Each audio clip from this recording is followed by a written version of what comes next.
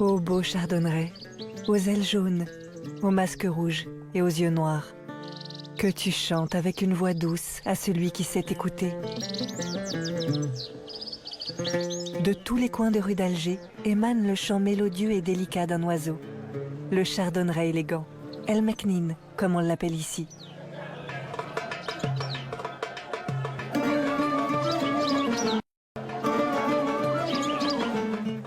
Avoir un chardonneret est une tradition profondément ancrée dans la culture algérienne.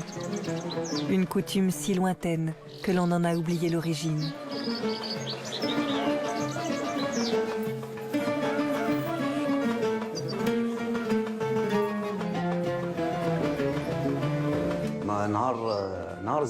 Depuis que je suis tout petit, il y a un chardonneret à la maison.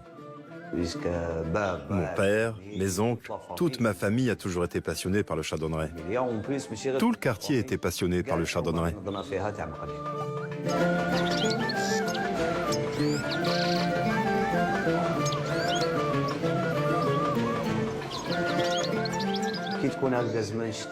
En hiver, dès qu'il y avait un rayon de soleil, il n'y avait plus un clou libre pour accrocher une cage.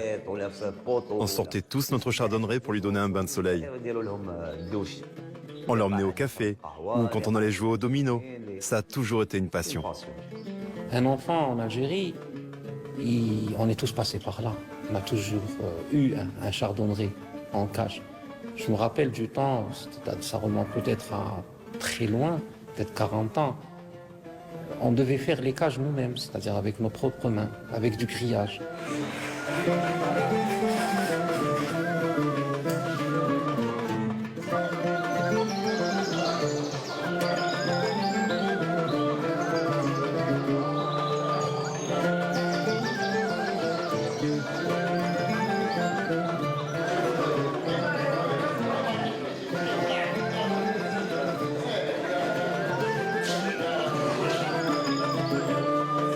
Ça représentait un petit peu l'oiseau en réalité. Quand je dis l'oiseau, c'est-à-dire c'est avec un grand O, c'est-à-dire tous les oiseaux sont représentés par le chardonneret pour moi.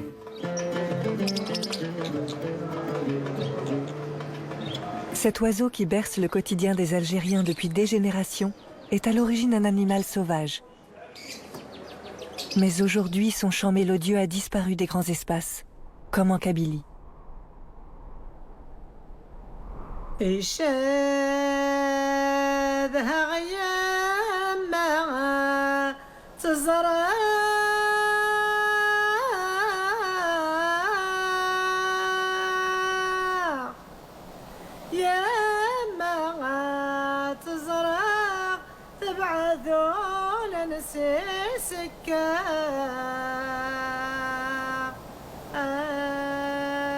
Ici, les paysages sont ceux d'un territoire qui s'est toujours défendu pour garder son identité et sa culture. Grâce à la détermination des locaux, très attachés à leur terre, les habitants ont su préserver leur mode de vie traditionnel.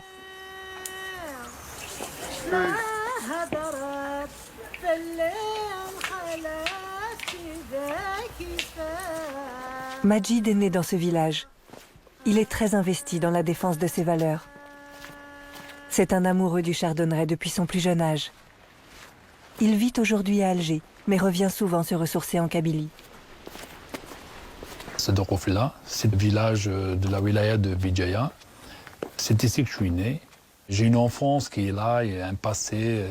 C'est plein d'aventures avec les cousins, les cousines, les voisins, les amis. J'ai de très très bons souvenirs. Avant, il y avait beaucoup de chardonnerets ici. C'est des volées de centaines, voire des milliers de chardonnerets. Et c'était plein, c'était incroyable. Mais après, à force de chasser, il y avait une diminution phénoménale. Chaque année, je voyais les quantités diminuer. À un certain moment, j'ai tiré la sonnette d'alarme. J'ai dit aux gens, les cousins qui chassaient, il faut arrêter parce que ça devient très sérieux. On ne voit plus les quantités qu'on voyait quelques années en arrière. La situation, elle est grave, quoi, elle est alarmante. Il n'y a plus de chardonneret, pratiquement. Il y a quelques-uns à gauche et à droite, mais on ne voit plus une volée de plus de 10 chardonnerets. C'est incroyable. Il est en voie d'extinction. Il est en voie de disparition. Il faut que ça cesse. Il faut que les chasseurs et les braconniers prennent conscience qu'ils sont en train de détruire une faune. Il manque quelque chose.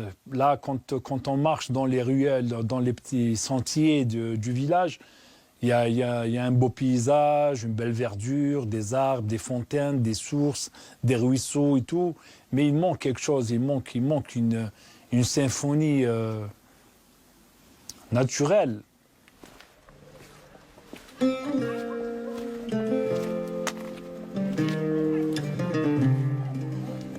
En parallèle de sa vie professionnelle, Majid est très engagé dans la sauvegarde de cette espèce.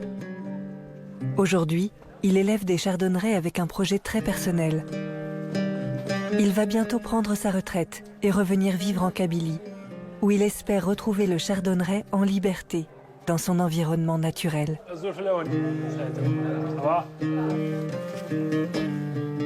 Majid a gardé quelques trésors de cette époque. Des enregistrements qui témoignent de la virtuosité incomparable de cet oiseau. Cette cassette, elle date peut-être des années 70. C'est un chant très très ancien de la région d'Elbia. C'est un chant magnifique. Ah, regarde.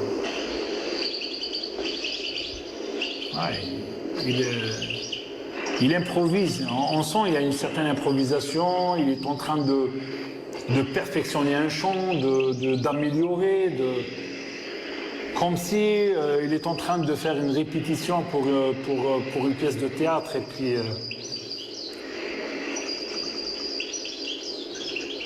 voilà, il essaye de convaincre son public. Ah ouais, c'est magnifique.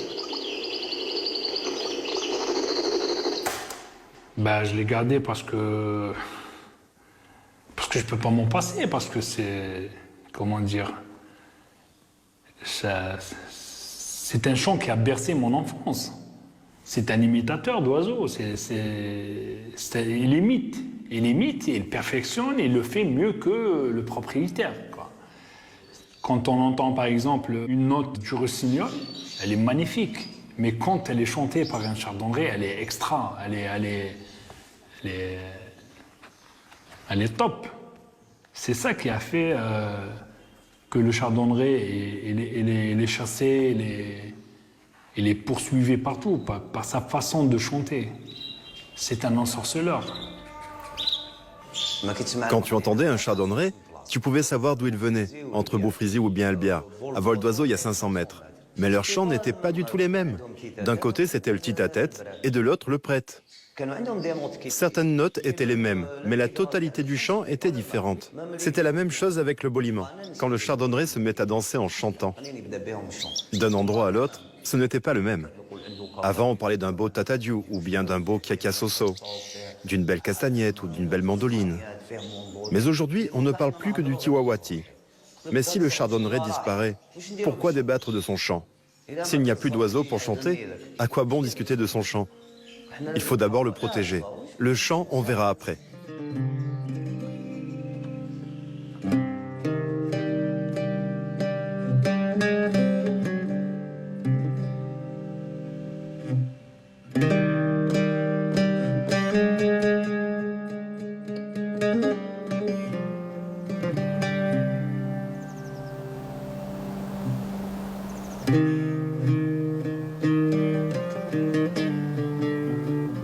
Mouslim Bara est chercheur en écologie et enseignant à l'université de Guelma. Il s'intéresse plus particulièrement à l'oiseau dans son environnement naturel. Avec un groupe de scientifiques, ils ont décidé de mener une étude dans le mont de la Maouna, à côté de Guelma. Ils ont voulu savoir s'il existe encore des spécimens de chardonneret dans la nature. Leur enquête a révélé que le chardonneret n'a pas totalement disparu, mais qu'il s'est isolé dans des zones éloignées de toute activité humaine. Le chardonneret élégant, c'est une espèce d'oiseau emblématique qu'on peut rencontrer en Afrique du Nord. C'est une espèce qui appartient à la famille des Fringillidés. C'est un passereau très commun dans certaines régions forestières. Un petit oiseau de taille qui ne dépasse pas généralement les 18-20 cm. L'espèce, elle est de couleur un petit peu marron, avec des ailes, avec une petite tache qui est jaune. Généralement, le chardonneret, il peut avoir un casque qui est de couleur rouge, avec des yeux ronds ou bien étoilés, ce qui crée ce qu'on appelle un dimorphisme sexuel. C'est-à-dire l'individu il sera différencié mâle ou femelle en fonction de la forme de ses yeux ainsi que la longueur de son casque.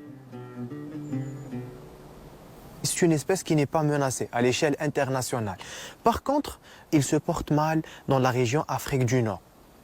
Le principal facteur, c'est l'intervention de l'homme. C'est l'homme qui est le principal facteur de destruction ou de la diminution de la population du chardonneret dans la nature. Donc les forêts, donc c'est pratiquement quasi impossible de le voir, d'observer quelques individus de chardonneret, sauf dans certains endroits, donc à travers le territoire algérien. Donc la cage, la capture en cage du chardonneret, ça crée en quelque sorte une diminution de la population naturelle vers la population en captivité.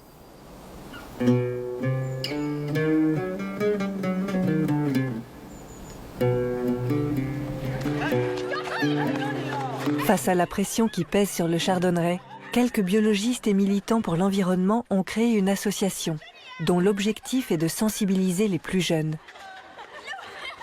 Sadek Atoussi, enseignant-chercheur à l'université de Guelma, travaille sur la disparition des espèces en Algérie. Il s'attelle à partager le fruit de ses recherches avec la nouvelle génération. Les animaux menacés d'extinction. Qu'est-ce que cela veut dire exactement? La disparition d'une espèce? Donnez-moi des exemples d'animaux menacés. Le panda.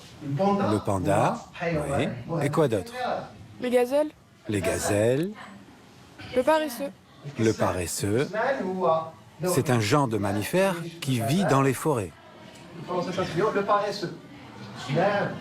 Quoi d'autre? Le gorille. Le gorille, Le chardonneret? le chardonneret. Il vit en Afrique, en Europe, en Asie et en Sibérie. Mais en Algérie, il est menacé d'extinction.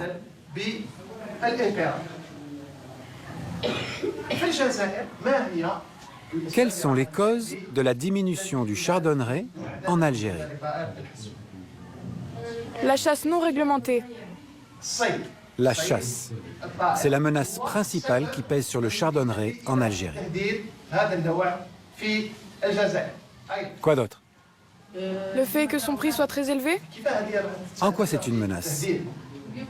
Parce qu'on le chasse pour le vendre. La chasse pour la vente. Comme vous le savez, le chardonneret est très apprécié par les Algériens, comme oiseau d'ornement. C'est un oiseau qui fait partie de notre culture et de nos traditions. Voici une étude faite par l'université de Guelma sur le chardonneret. Elle montre sa répartition en Algérie. Vous reconnaissez cette carte? Ici en rouge, la première carte montre la répartition du chardonneret dans le nord de l'Afrique, en Tunisie, en Algérie et au Maroc en 1990. Et ici la même chose en 2016. Au Maroc, on voit qu'il y a encore des chardonnerets. Mais on voit une grosse diminution en Algérie et en Tunisie. Ce sont ces données qui permettent d'affirmer que le chardonneret est en voie d'extinction en Algérie.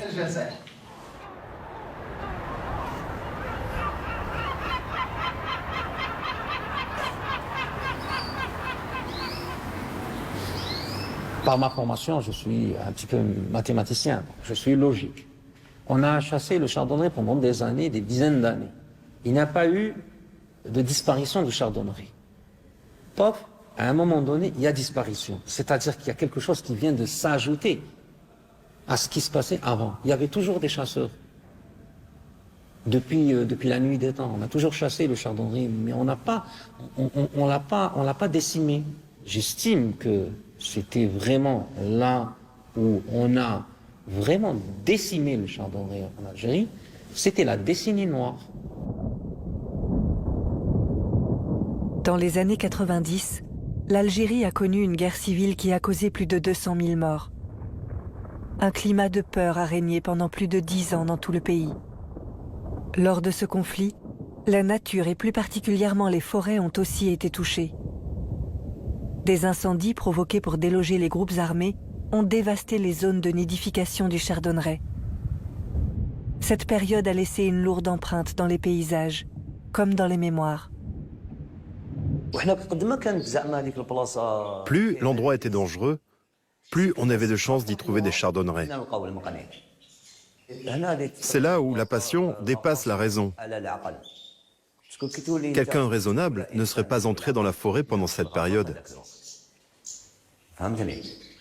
D'un côté, tu pouvais tomber sur les services de l'ordre, qui te demandaient ce que tu faisais là. Et de l'autre, tu pouvais te retrouver nez à nez avec des terroristes. On était passionnés par le chardonneret, mais aussi par la chasse en elle-même. Bien sûr, on avait peur quand on entrait dans la forêt. Mais il suffisait que l'on voie un chardonneret, puis un deuxième, pour qu'on oublie qu'on était en pleine décennie noire. On ne pensait plus qu'à ce qu'on voyait. Cette période des années 90 a été dramatique sur tous les plans pour les populations de chardonneret. Leur équilibre, déjà fragilisé par la chasse et par la destruction de leur habitat, s'est vu encore bouleversé par l'expansion démographique et l'usage anarchique de pesticides. En Algérie, au début des années 90, tout le monde pouvait importer des pesticides. Mais là, l'utilisation était catastrophique encore une fois. Chose que beaucoup de gens ne savent pas. Le chardonneret n'est pas que granivore, il est insectivore. Donc, on s'attaquait carrément au père et à la mère et à la nichée aussi qui devait être alimentée d'insectes parce que c'est le moment où elle a besoin de protéines. Et la preuve, il y avait beaucoup d'éleveurs, beaucoup de connaisseurs qui ont vu carrément des nichées mortes dans leur nid.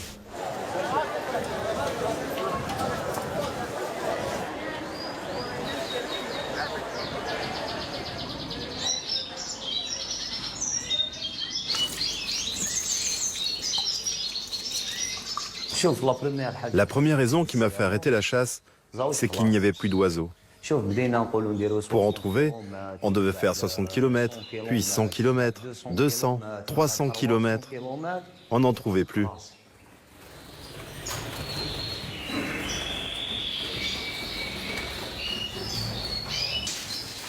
Il ne faut pas se mentir. La chasse, c'est un vice. On y prend goût. Mais heureusement, j'ai appris à m'en passer. Aujourd'hui, on est arrivé à reproduire le chardonneret en cage. Pourquoi continuer à le chasser? On va le reproduire en cage. Les anciens y chassaient avec de la vraie glu. Elle vient d'une plante qui pousse dans les montagnes. La veille de la chasse, il la transperçait avec une aiguille pour en recueillir les sèves. Puis, la faisait bouillir avec de l'huile pour fabriquer la glu. Avec la glu, sur 20 chardonnerets qui venaient se poser, on en capturait 3 maximum et les autres pouvaient s'enfuir. Ça laissait une chance à l'oiseau. Moi, j'utilisais le petit filet espagnol, qui me permettait d'attraper juste l'oiseau que j'avais choisi, sans déranger les autres qui venaient boire à côté. Mais à partir d'un certain moment, certains chasseurs se sont mis à utiliser des filets scientifiques. Et là, ça a été le massacre. Des filets de 12 mètres étaient tendus et cachés dans les champs. Et tous les oiseaux qui s'en approchaient étaient pris au piège. Mais dans cette période des années 90, la chasse du chardonneret a commencé à devenir un peu plus commerciale. Donc il fallait avoir d'autres moyens. Et ces moyens-là, c'est des moyens sauvages. Plus on va dans le temps, il y a moins de chardonneret, donc ça devient plus précieux et ça devient une denrée rare. Donc maintenant, il est encore plus poursuivi qu'avant, parce qu'il coûte plus cher. De mon temps, on pouvait acheter un chardonneret à 1 dinar, alors que maintenant, on l'achète à 5000 dinars. Une fois l'Algérie vidée de ses chardonnerets, les marchands se sont tournés vers le Maroc. Là-bas, les forêts encore préservées abritent des populations de chardonnerets qui se renouvellent grâce aux migrations d'oiseaux arrivant des pays du sud de l'Europe.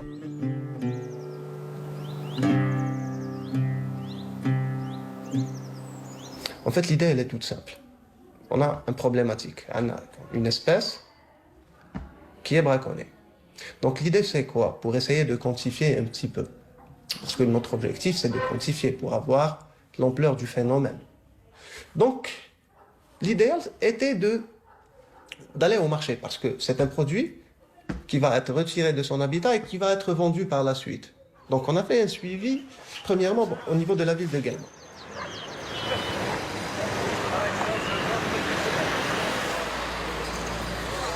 Sur le marché de Guelma, on retrouve les vendeurs d'oiseaux traditionnels.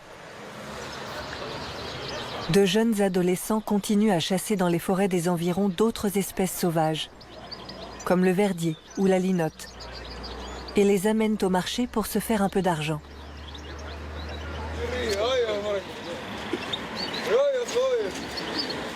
Certains amateurs de chardonneret et éleveurs viennent également se séparer de leurs plus beaux spécimens, en espérant faire une plus-value à la revente. Mais ce ne sont pas ces activités qui constituent la plus grande menace pour les oiseaux sauvages. Donc, on discutait avec les gens, on essayait de savoir la provenance, les quantités, les prix. Ils nous ont dit qu'actuellement, la plus grande partie des chardonnerets commercialisés en Algérie provient du Maroc. C'est-à-dire, on a une activité de braconnage qui est couplée à une activité de contrebande.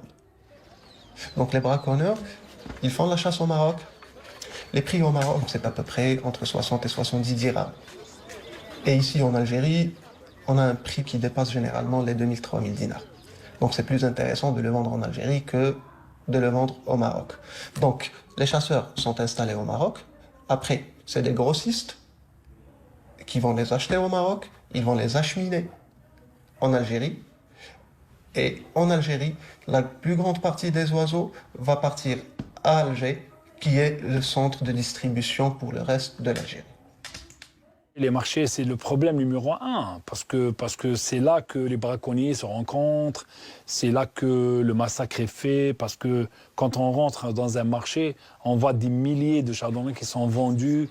Sûrement, plus que la moitié va mourir.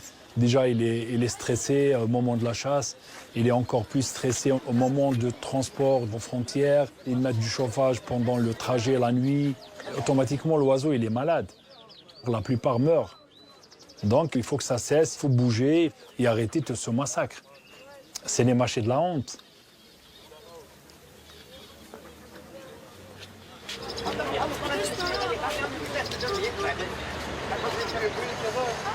Le chiffre d'affaires annuel global de ce marché, on estime à peu près à 80 000 $ par an. Ce qui représente un business assez important. À peu près 1500 chardonnerets sont vendus au niveau du marché de Guelma. 1500 individus de chardonnerets vendus, ça ne veut pas dire que c'est 1500 qui sont chassés. Et c'est là tout le problème, on va dire. Il y a des documents qui estiment un petit peu que pour un individu vendu, entre 3 et 10 sont morts. C'est-à-dire que rien que pour alimenter le marché de Guelma, on a pris de leur milieu entre 4500 et 10 000 individus. Et là, on prend conscience de l'ampleur, justement, du braconnage.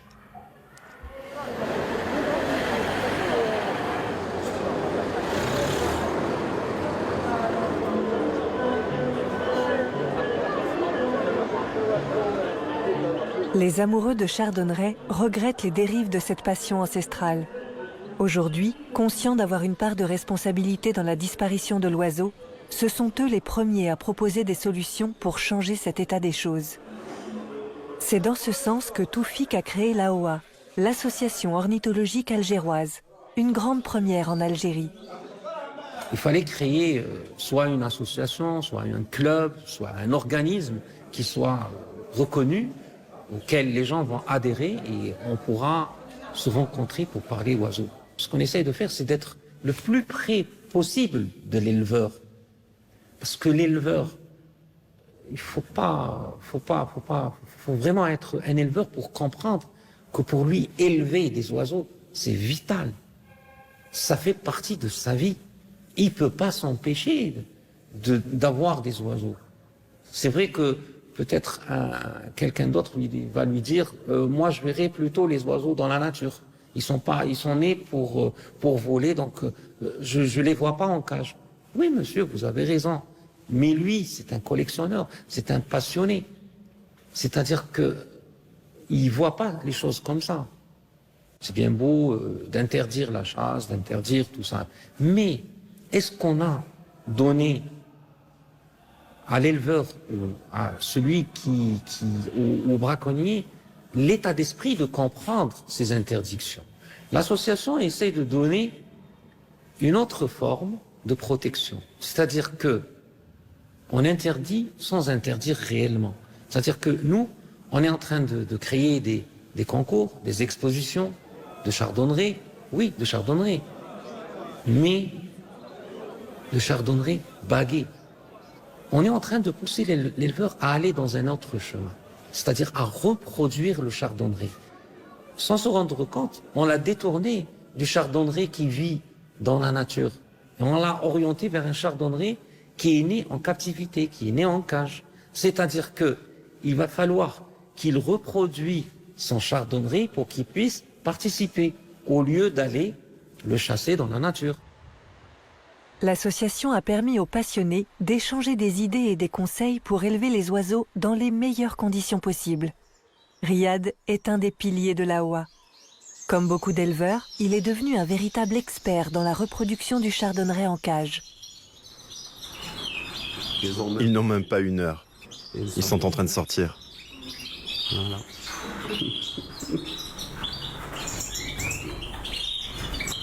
Et voilà les bagawas. On leur a mis les bagues.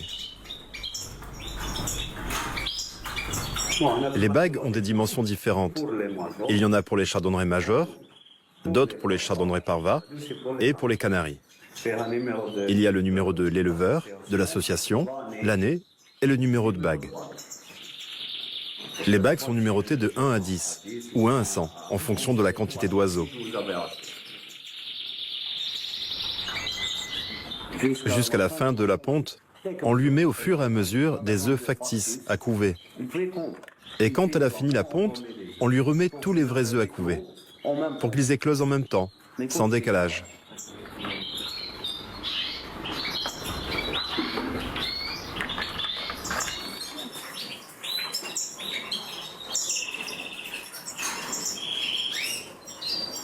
Il y a de la chapelure, du couscous. Il y a de la chapelure, du couscous, des larves.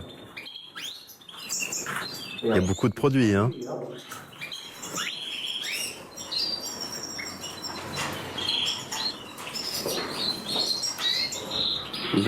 On voit à son jabot qu'il a bien mangé. On fait attention à ne pas les suralimenter.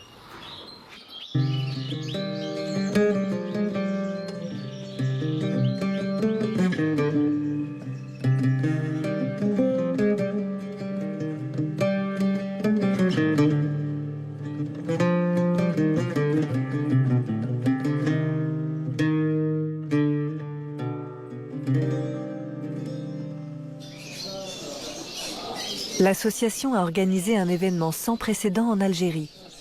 Un championnat d'oiseaux d'ornement, suivi d'une exposition ouverte au public afin de partager cette passion, de sensibiliser et de proposer des alternatives à la détention d'espèces sauvages.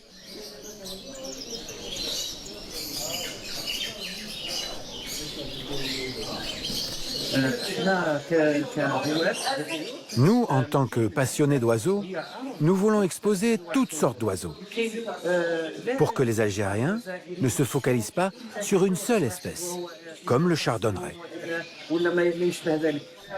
Si on arrive à les reproduire en grande quantité, on pourra mettre fin au marché et laisser tranquilles les oiseaux sauvages. C'est pourquoi il n'y en a aucun ici dans cette exposition. Nous voulons encourager la reproduction en captivité. On a longtemps dit qu'il était impossible de reproduire le chardonneret en cage. On a cherché le moyen d'y parvenir et on a réussi. Et vous voyez le résultat. Aujourd'hui, l'association reçoit un jury international. Il est là pour juger nos chardonnerets et aussi récompenser les éleveurs. Ils ont dû travailler pendant des années et avec leurs propres moyens pour réussir à reproduire cet oiseau.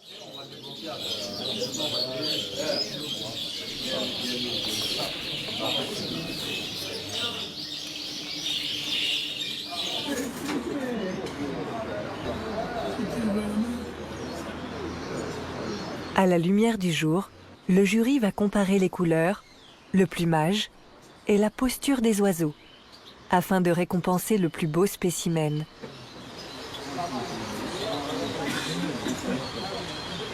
Les membres du jury sont particulièrement impressionnés par les chardonnerets des éleveurs algériens. Leur enthousiasme encourage les éleveurs à poursuivre leur travail de reproduction en captivité.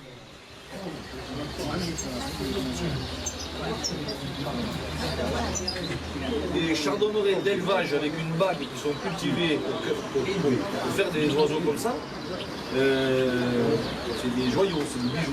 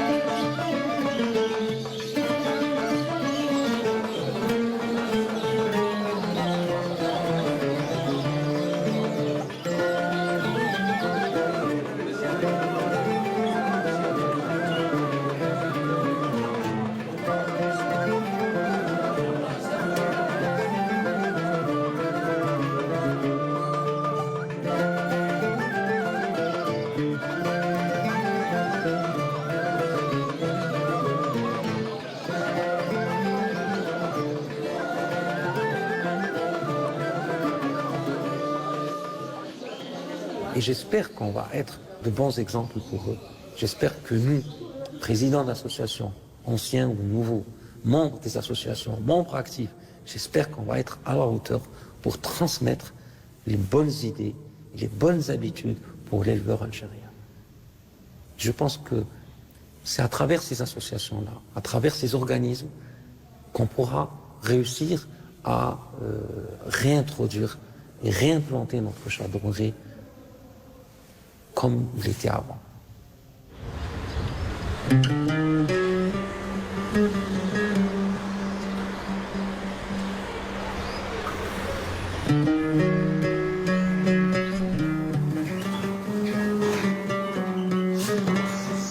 Mon but, moi, c'est de revoir le chardonneret dans ce milieu naturel. Donc, moi, personnellement, je ne vends jamais mes oiseaux. Et ils sont nés chez moi, je peux donner à des passionnés, à des éleveurs et relâcher. Mais mon but, c'est de sauver ces oiseaux, c'est de reproduire le maximum, c'est d'avoir un élevage de reproduction à grande échelle. Voilà, c'est de construire de grandes volières, d'initier les gens à reproduire en captivité pour éviter le braconnage, pour éviter d'acheter les oiseaux sauvages. Donc c'est ça mon but.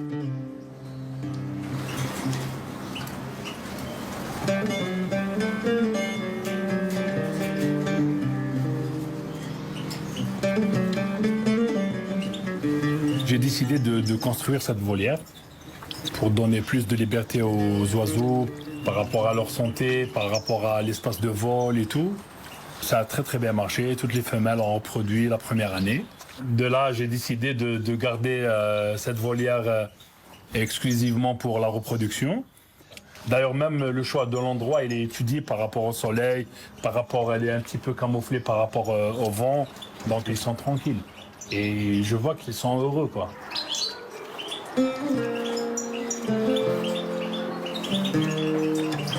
Là, c'est un mâle dominant, Il domine pratiquement la volière, c'est, comment dire, c'est le patron, quoi. Il a un très beau gabarit, un très beau masque, il est très très beau. D'ailleurs, c'est un de mes préférés. Ouais, c'est un de mes préférés. Comme je suis natif de Bijaya, dans un petit village, j'ai pensé de réintroduire quelques sujets dans la nature, en espérant qu'ils vont se reproduire. C'est une idée qui me tient à cœur depuis des années et que je compte faire incessamment, si tout va bien, voilà. Je vais relâcher quelques couples, disons 7-8 couples. Les gens du village, ils vont les protéger, ils vont nous aider à relancer la présence des chardonnerets en Kabylie et en Algérie en général. D'ailleurs, ils attendent que ça, ils attendent ce jour-là avec impatience. Voilà, donc on va essayer de faire quelque chose de beau et de bien pour la nature.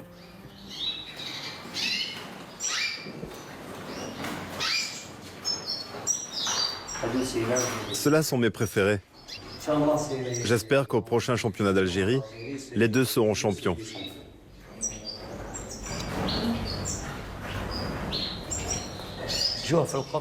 Si on le reproduit en cage et qu'on met en place de grandes volières pour l'aider à s'adapter à la vie sauvage, pour les relâcher ensuite, et si on arrête la chasse d'ici 3-4 ans, on peut faire cette estimation. 10 couples donnent naissance à 12 oisillons par an. Ça fait 120. 120 que l'on multiplie encore par 12 l'année suivante. Ça fait combien? 1440. Et ça continue, 1440 fois 12 l'année suivante. C'est très facile de le multiplier. En revanche, le plus difficile, c'est de stopper la chasse. Mais je suis confiant. J'ai l'espoir qu'on peut le faire. Mais avant tout, il faut que l'État nous aide. Comment peut-il nous aider? En mettant fin au braconnage, en faisant des lois strictes pour dissuader les chasseurs de chardonneret. Et surtout, il faut arrêter de vendre des chardonnerets au marché. Parce que si on les réintroduit d'un côté et que les chasseurs les recapturent de l'autre, cela ne sert à rien.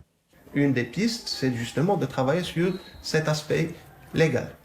En matière de chiffre d'affaires, le braconnage, c'est le troisième trafic au monde, après le trafic de drogue et le trafic d'armes.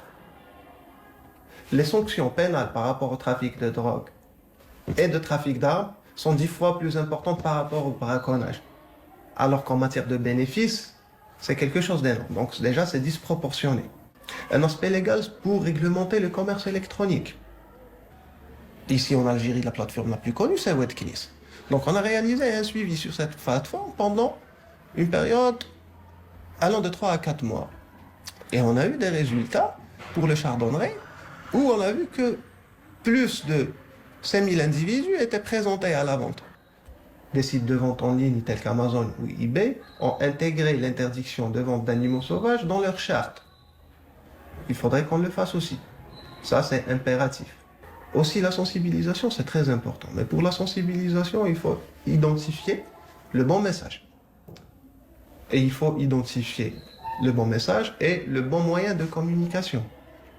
Est-ce que c'est le fait qu'on va avoir un impact négatif sur la biodiversité?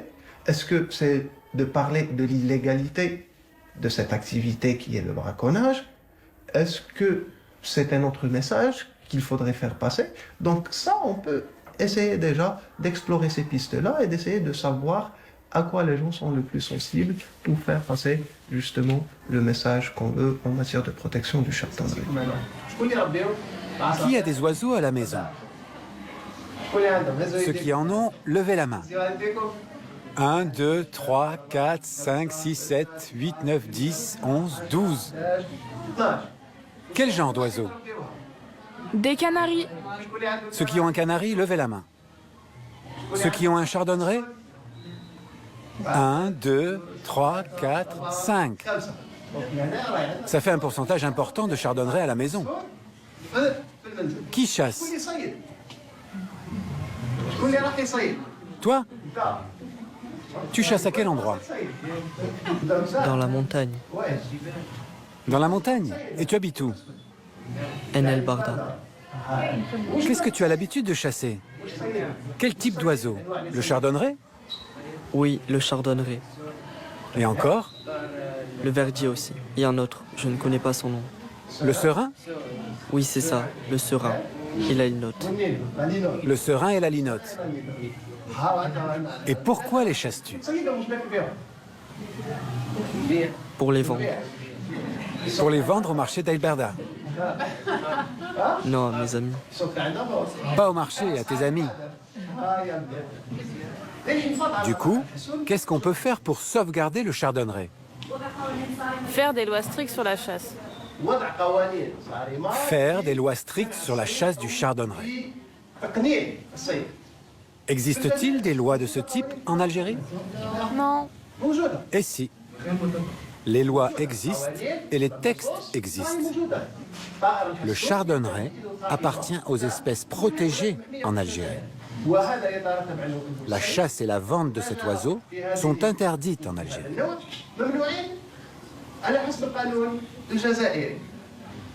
Qu'est-ce qu'on pourrait faire encore? Ce qu'on pourrait faire en premier, c'est de faire baisser la pression sur cet oiseau. S'il n'y a plus de demande, il n'y a plus d'acheteurs. Et notre but aujourd'hui, c'est de protéger le chardonneret. On veut le revoir dans la nature. Et pour ça, il faut arrêter de l'acheter.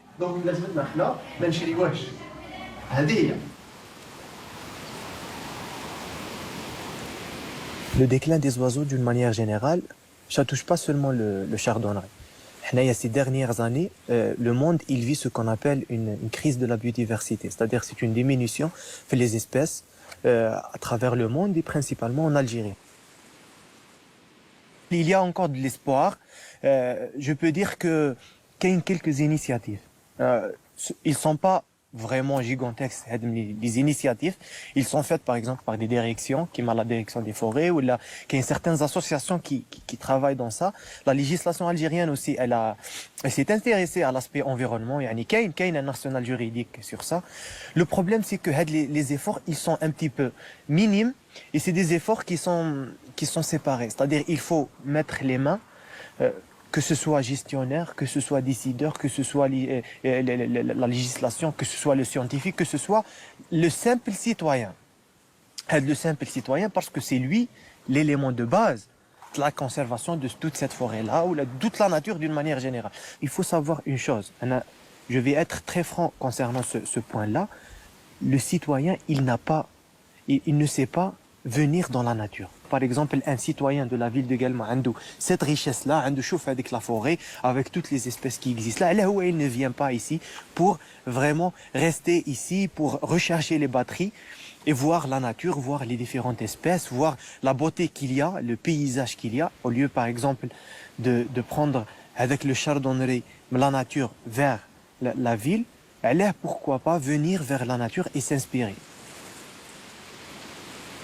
À long terme, c'est de changer notre rapport avec la biodiversité. C'est de changer notre rapport avec les espèces, c'est de changer notre rapport avec le mode de consommation. Et c'est des choses qui commencent à s'installer déjà. Il existe une catégorie de gens qui n'ont pas le besoin de posséder des choses pour les apprécier. Et à mon sens, il faut aller vers là. Il faut aller vers cette idée-là.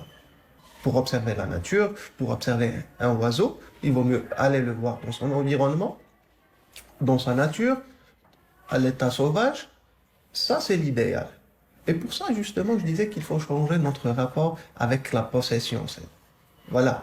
Pourquoi posséder? Si j'ai envie d'écouter un oiseau, je pars même dans les jardins en ville. C'est-à-dire que s'il n'y avait pas une pression énorme sur le chardonneret, on pourrait les voir dans les jardins de Guelma. Et voilà, être assis tranquille dans un banc et écouter les chants, ça, c'est dans le meilleur des mondes.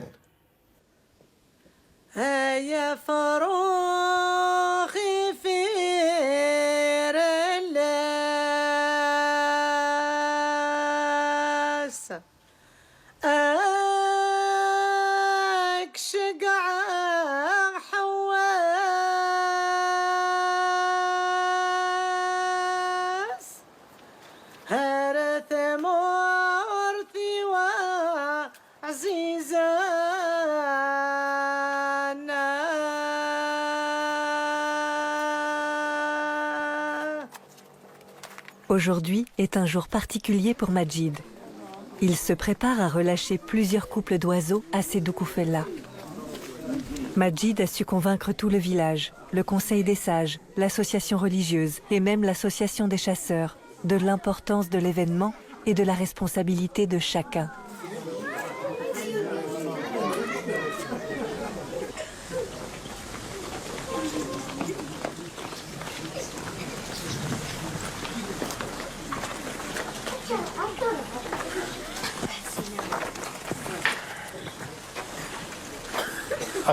Bonjour à tous.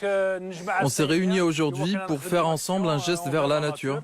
On va relâcher des oiseaux, des chardonnerets et quelques autres oiseaux sauvages. On a commis des erreurs par le passé. On a chassé les oiseaux et aujourd'hui on se rend compte qu'il n'y en a plus. Notre idée, c'est d'essayer de rendre à la nature ce qu'on lui a pris. J'invite Dassaïd à me rejoindre. C'est un des sages de Sedoukoufella. Je le remercie. Je souhaite que ces oiseaux soient relâchés par les mains de ces enfants. À l'avenir, c'est eux qui devront les protéger. J'espère que l'innocence de ces mains leur portera bonheur. Autrefois, cet endroit était rempli d'oiseaux et de chardonnerets. C'était magnifique. Aujourd'hui, il manque quelque chose, comme un grain de sel. Notre village est très beau, mais il lui manque le chant des oiseaux. Et j'espère que tout redeviendra comme avant.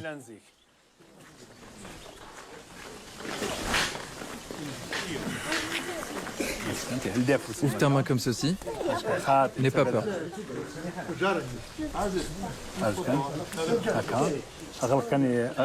Ne lâche surtout pas.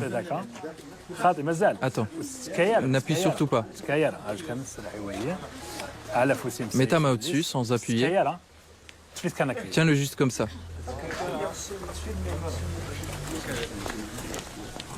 Donne ta main. Tiens-le de cette façon. Pas comme ça. Non, non, de l'autre sens.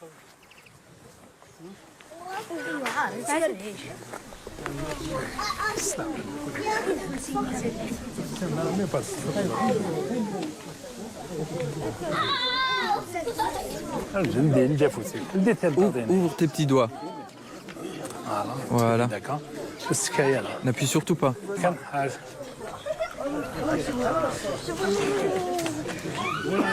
5, 4, 3, 2 et 1.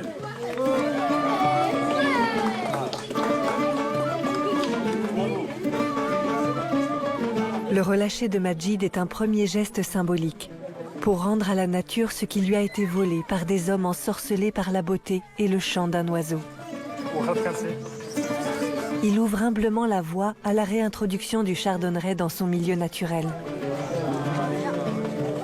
Majid sait que l'avenir de ce projet dépend du soutien de l'État algérien, mais aussi d'un travail commun avec tous les pays concernés.